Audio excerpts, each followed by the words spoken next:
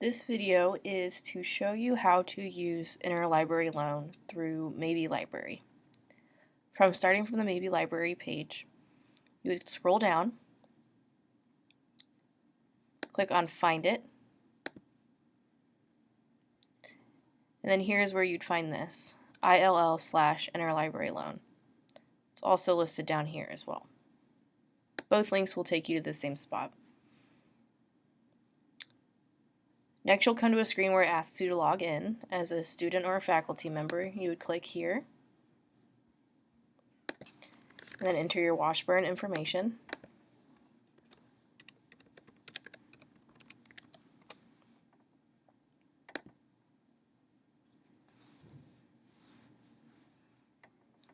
From this page, it would show you anything that you've ever requested, and then to make a new request, you would click here. Depending on what it is that you are requesting, you would select the type above, so the article, a book, or maybe you're looking for a DVD. If you're wanting to interlibrary loan a book, you'll need at least the title and the author. And you also always need to fill this out as well.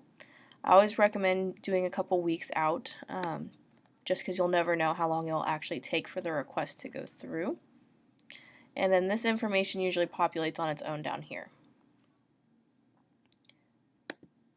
If you're looking for an article, you'll need a few more things. You need the journal title, the date it was published, page numbers, usually volume and issue number are also very helpful, even though they don't have an asterisk being required, an article title, and again the date that you need it by.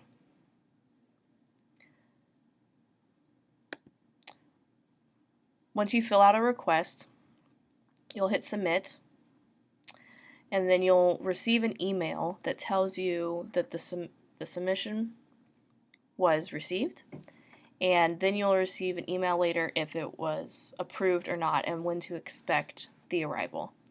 Books will physically come to the library and you will be notified, and you need to come to the library with your ID card to pick up the book. Journal articles, depending on, unless it's an older article that would come physically, most are digital. They are electronic, so articles will usually come electronically into your email. Another way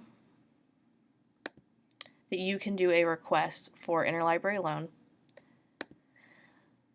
would be if you're searching for stuff within the databases and you find an article or a book. For this example, I'm going to use an article, and you'd like to request it for interlibrary loan because you see that it's not available. So I'm just going to use CINAHL, our database, for this example.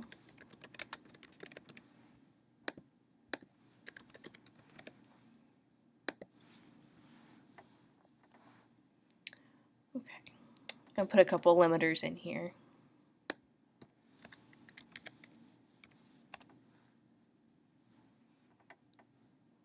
Okay, so say you were searching for this topic and you are scrolling through. Some of these say there's a PDF available right there, but say this one is really what you want. This is what you're looking for. This one does not have a PDF available.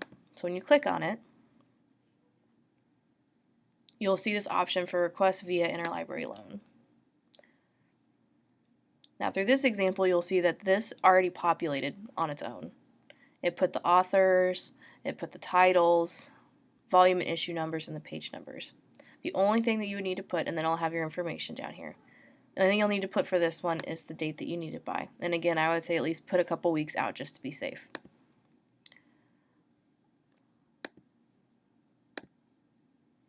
When you do that, when you do it this way through a database, it is kind of helpful that it's already there, all that information. It just depends on when you need something, if you already have that information or you find it once you're searching. So that's why I showed you two different ways. But once you submit a request, then you'll come back to this screen and I'll show you the status and that it went through. And you can always click on it again, and I'll give you more information about what it is that you requested. Alright. And then, like I said previously, once it goes through, you'll also receive an email that it was submitted. So that's about all it takes to do an interlibrary loan. If it's something that you ever need help with, you can always reach out to the librarians. Thank you.